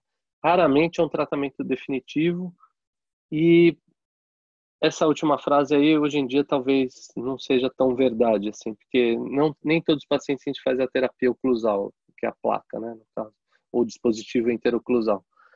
Mas, retomando aquela frase que eu sempre digo, Não adianta a gente dar medicamento se não mexer na etiologia, não mexer nos fatores de risco. Então, isso talvez seja o mais importante de tudo. A gente usa analgésicos, usa anti-inflamatórios, não esteroidais, esteroidais também, e outras drogas aí que a gente vai falar. Pessoal, quanto aos relaxantes musculares, a gente usa muito pouco. Eu, pelo menos, uso muito pouco porque os relaxantes musculares que os pacientes gostam de utilizar, primeiro que eles têm ação central. Eu não gosto de ficar mexendo muito com fármacos de ação central, assim, de maneira indiscriminada. Ou seja, ele dá sono, ele deixa a pessoa meio diferente, assim. E tem pouca efetividade em músculos da mastigação. Então, eu costumo dizer assim que quando a gente dá esse tipo de relaxante muscular é que a gente quer que o paciente descanse, não tanto para relaxar o músculo, mas para a pessoa dormir. Então, é meio que um efeito placebo, meio que para enganar o paciente. Isso, a gente entra nessa área assim de enganar, eu não gosto assim. Então, eu não gosto de ensinar dessa forma. Eu vou passar outro protocolo, não esse que está aí, que é esse aqui. Então, a gente faz o seguinte, pessoal. Quando a gente está pensando assim em farmacologia, a gente usa, como está escrito aí, os analgésicos e anti-inflamatórios não esteroidais em geral, e pode utilizar antidepressivos tricíclicos como adjuvantes, ou seja, esse tipo de antidepressivo ele pode atuar para ajudar nas questões de dor, mas também tem uma atuação meio pontual e precisa. Então, é preciso entender do uso quando a gente usa antidepressivos tricíclicos visando analgesia. A tomada de história é fundamental para entender sobre a sobrecarga gástrica, hepática e renal.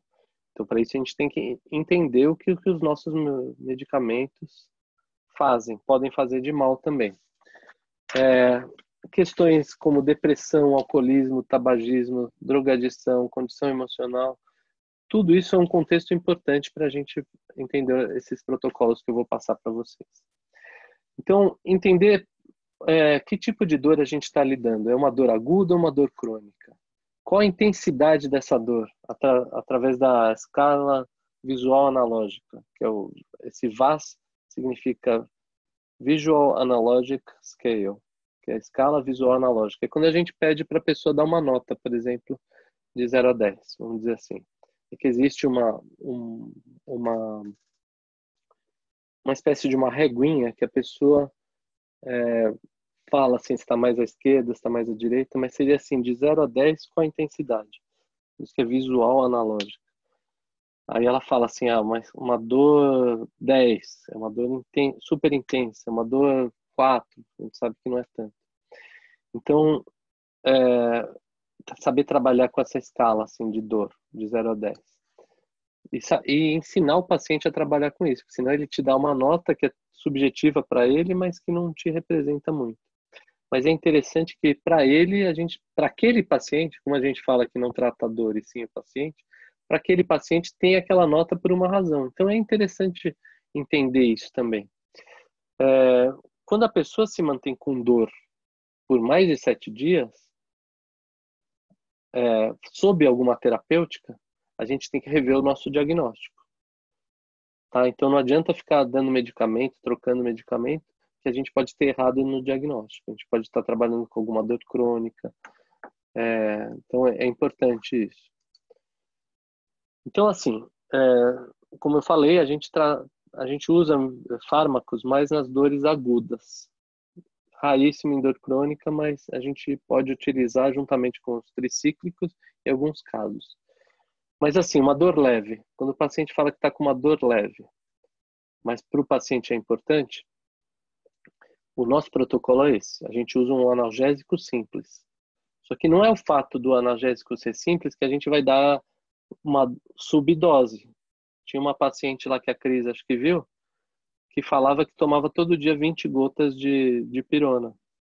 20 gotas de dipirona para um paciente adulto não faz nem cosquinha, é uma subdose.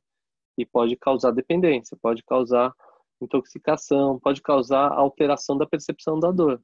Então faz mais mal do que bem. É melhor não tomar nada. Então, já que é para tomar um medicamento, vamos dar uma dose que resolva, ou seja, no mínimo 500 miligramas, chegamos até 1 grama. Só acho que eu vou ter que mudar o meu som aqui. Só um minuto.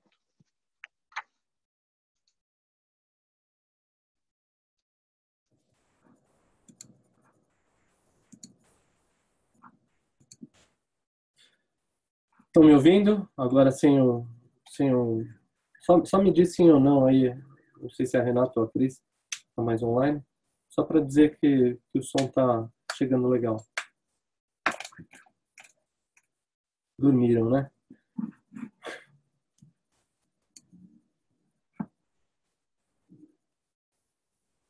Beleza.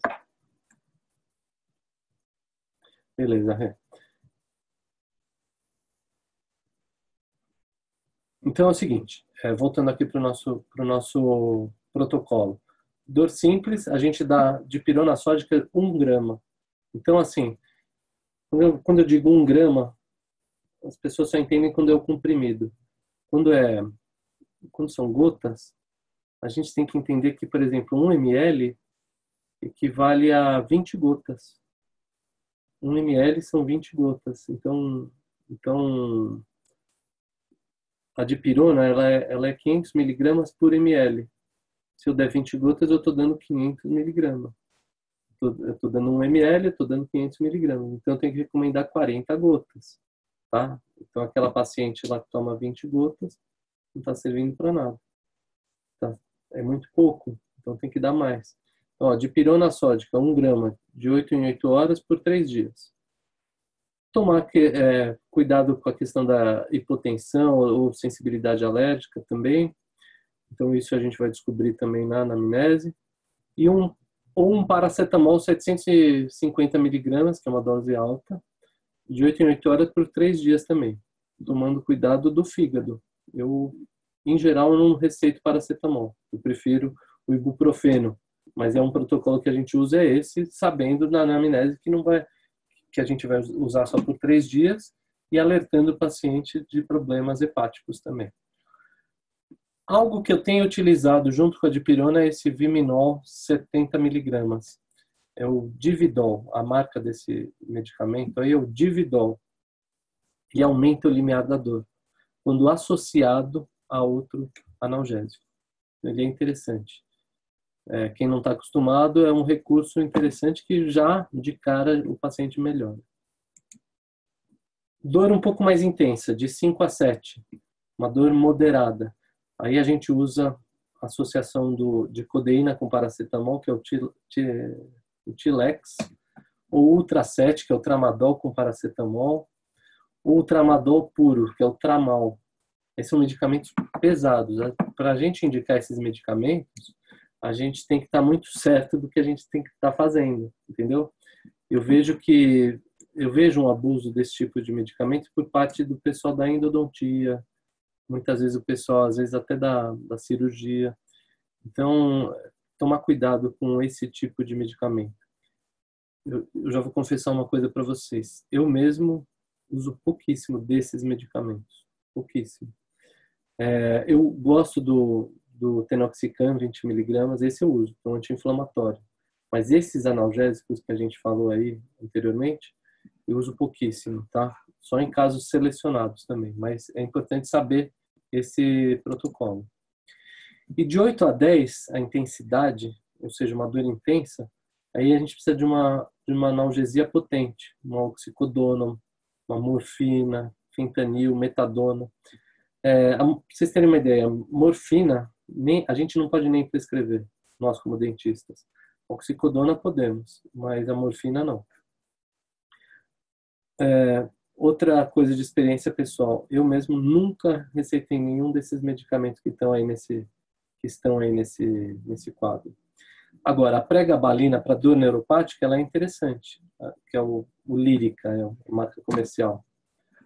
Mas aí vocês têm que entender do que é dor neuropática, aí é outro departamento. só estou mostrando alguns protocolos para vocês. Pessoal, chegamos na questão dos dispositivos interoclusais, que são as placas, os aparelhinhos, etc. Esses dispositivos interoclusais rígidos podem ser os jigs, né, que é igual que vocês fazem lá na oclusão. Tem o NTI, que é uma espécie de um jig pré-fabricado. O front plateau, que é um jig que pega de canino a canino. E a placa de Michigan. Em geral, a gente usa esses recursos aí. Então, aí nós temos a imagem de um jig, aqui, igual que vocês fizeram na clínica. A próxima imagem aqui, ó, é um front plateau. E aqui mostrando como que a gente ajusta uma placa de Michigan. Depois a gente vai ter uma aula só sobre isso, só sobre placa de Michigan. Tá bom? Como ela tem que ser ajustada, etc. Então, existem algumas vantagens e desvantagens para cada um desses dispositivos. Esse slide aí é uma técnica emergencial, que é uma espécie de um jig para dentes inferiores, que a gente promove uma desoclusão, como é que eu vou dizer assim, meio que emergencial, de alguém que está com muita dor, ou articular ou muscular, e a gente, através dessa desoclusão, vai promover um relaxamento muscular para a pessoa não ficar ativando dente contra dente durante um tempo. E ele fica desse jeito aí, é fácil de fazer, rápido, e é algo palpável, é algo que não se limita somente a gente conversar. Então, de repente, é interessante a gente começar a utilizar isso na clínica também, para o paciente ver que a gente fez alguma coisa de dentista, vamos dizer assim. Mas não é uma prática da nossa clínica também. Mas é um recurso interessante que eu quero, inclusive, fazer com vocês lá, em algum caso. A gente pode fazer para fazer um teste. Tá bom? Processos invasivos, aqui eu só vou citar, né? São as cirurgias.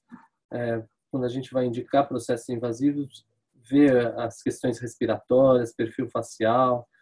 Tudo isso vocês vão aprender também na disciplina de ortodontia. Avaliar o espaço funcional livre, avaliação sobre mordida, sobre saliência.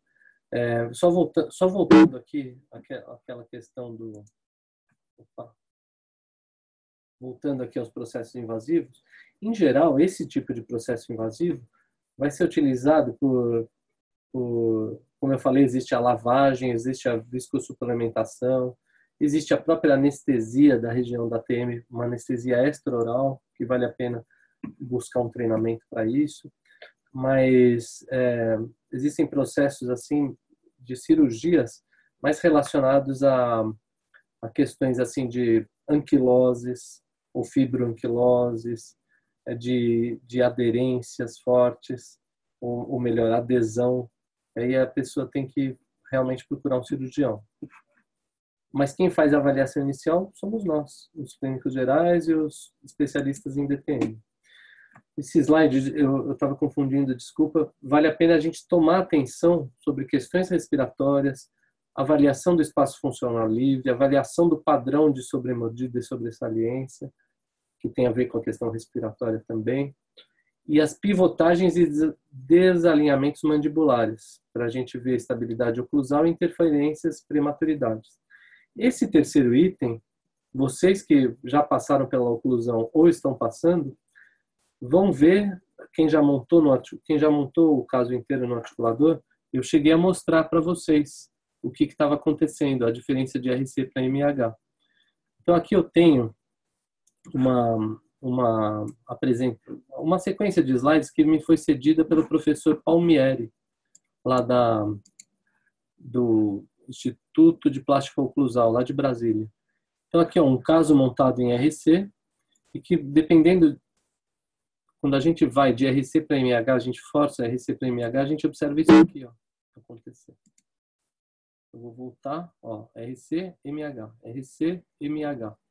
Quando a gente está em RC, no caso aí está tocando o ponto de contato prematuro. Quando a gente vai para MH, reparem aqui, ó, na região de ATMs, o que acontece? Ó, existe uma mudança na região de ATM. Isso vocês também vão aprender, ou já aprenderam em oclusão. que é a diferença de RC para MH. Ou seja, em MH saiu da posição de RC, em termos de côndilo. Os dentes estão encostando, mas RC mudou. Aqui é movimento de lateralidade de um lado para o outro. Agora na vista sagital. RC, MH. RC, MH. Reparem nessa região aqui de ATM, o que muda. Ó. RC, MH. RC, MH. Então existe uma mudança da posição na ATM do paciente. Então isso eu quero que vocês avaliem também. Essa mudança dá uma instabilidade, pode dar uma maior solicitação desses ligamentos posteriores. Aqui está marcado o ponto de contato prematuro. Até desgastou um pouco o gesso, né? Nessa região. O ponto de contato prematuro, em geral, se vocês montaram bem, vai ser um ponto posterior, de dente posterior. É raro dar em canino, só se a pessoa tem uma mordida aberta posterior, que também é raro. Então, uma boa montagem vai dar esse ponto em dente posterior. Outras terapias oclusais, ortodontia, visando assim terminar em RC, ajustes por acréscimo, por desgaste, também visando igualar RC com MH, e reabilitações que vão visar chegar em RC também. Como eu havia dito, terapias cirúrgicas, né, os processos invasivos. Terapias cirúrgicas ambulatoriais, que no caso a gente que faz, o especialista em DTM, infiltrações, viscosuplementação, artrocentese ou lavagem, e as hospitalares, que aí é o bucomaxilo, artroscopias, ancoragem de disco, cirurgias de trauma, questões degenerativas e patológicas, e anquiloses e fibroanquiloses. Então, finalmente, com isso a gente vai chegando aqui no nosso final de aula, né? Com algumas mensagens importantes. O que é importante? Que eu recomendo para qualquer estudante. Primeiro, estudar a anatomia. Tem que saber muito bem a anatomia para relacionar o que está acontecendo com a terapêutica proposta e o que você deseja que aconteça. Então, sem saber a anatomia, a gente não chega em lugar nenhum. Próximo ponto. Ouvir o paciente e individualizar, ou seja, a gente trata a pessoa e não o problema. Então, é importante saber a questão da fisiopatologia ou patofisiologia do problema, mas sempre aplicado naquela pessoa que está tendo aquele problema de uma maneira única. Então, entender aquela pessoa. Saber tranquilizar, convencer e motivar o paciente. Isso também é muito importante. Treinar técnicas e exame físico. Então, isso a gente vai adquirindo. Cada vez que a gente vai tendo esse contato com os pacientes, a Cris mesmo pode dizer isso. A gente vai ficando melhor. Ter humildade, curiosidade e atenção. No entanto, essa curiosidade tem que ter um objetivo terapêutico, para a gente ter um vínculo compassivo com o paciente. Não aquela curiosidade mórbida de só querer saber, quer dizer que você se divorciou, como é que foi, seu filho morreu. Então, essa curiosidade mórbida não favorece o vínculo, ela atrapalha. A gente pode, é claro, ouvir o paciente outras questões que não têm a ver com o que a gente faz, mas no sentido de orientação, no sentido de se colocar à disposição, mas a gente sempre tem que voltar para o nosso objetivo terapêutico. Isso é importante. Essa é uma frase da minha esposa, né, da Ana Cláudia, que é assim: não se cuida de alguém para dar sentido à sua escolha. Ou seja, você não pode querer que a pessoa está cuidando de uma pessoa simplesmente para se sentir bem, para se sentir o bom profissional do cuidado, né? Para você sentir que você se realizou profissionalmente. E essa é uma frase a se refletir e se pensar, muito interessante.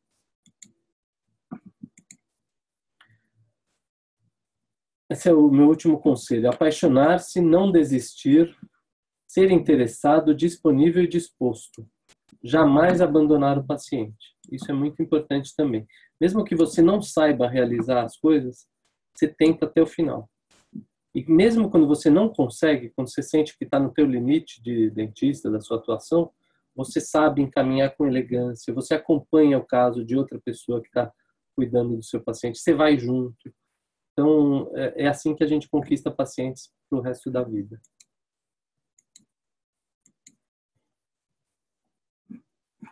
Pessoal, acho que chegamos no final da nossa aula, da minha apresentação. Então, eu agradeço aí vocês, agradeço a paciência, espero que vocês tenham prestado atenção. Qualquer dúvida, por favor, me digam. Vamos interagir com os nossos pacientes. Uma coisa muito importante que a gente precisa fazer na nossa clínica também, e a gente não está fazendo, é discussão dos casos. Como foi dito que cada caso é um caso, que a gente cuida das pessoas, etc., a gente também erra. Então, a gente precisa aprender com os nossos erros. Aprendendo com os nossos erros, a gente... fora que é interessante, às vezes a gente só conhece o caso do paciente que nós atendemos. Quando a gente discute o caso de outra pessoa, a gente pode contribuir, a gente pode ouvir o que o outro fez, etc. Então, é uma recomendação que a gente vai fazer. Amanhã nós vamos ter uma aula de discussão desse tipo de coisa. Nós vamos ter um exercício, que é uma prova, eu vou mandar para vocês por e-mail. E a gente vai conversar sobre os nossos casos e sobre esse exercício que nós vamos fazer.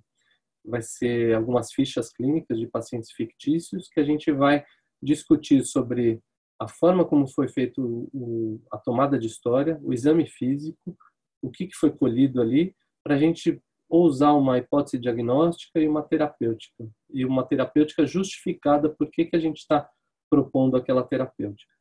Então, para isso, a gente vai precisar do conhecimento do que a gente falou hoje, dos conhecimentos sobre etiologia e características clínicas do que a gente falou nas aulas anteriores, e depois a gente já vai começar a estudar mais a fundo a parte de semiotécnica, que são outras aulas que até acho que já estão gravadas. Então, depois eu passo o link para vocês. Então, eu agradeço a atenção, quero saber se alguém tem alguma dúvida, se alguém gostaria de colocar alguma coisa. Obrigado pela paciência, é um pouco cansativo, tanto assistir quanto dar aula. Então, espero que depois a gente possa conversar isso. Obrigado, Renata. Vai gerar o link, aí eu passo para todos, tá bom? Então, muito obrigado. Bom descanso aí para vocês. Tchau, Renata. Obrigadão. Tchau, tchau.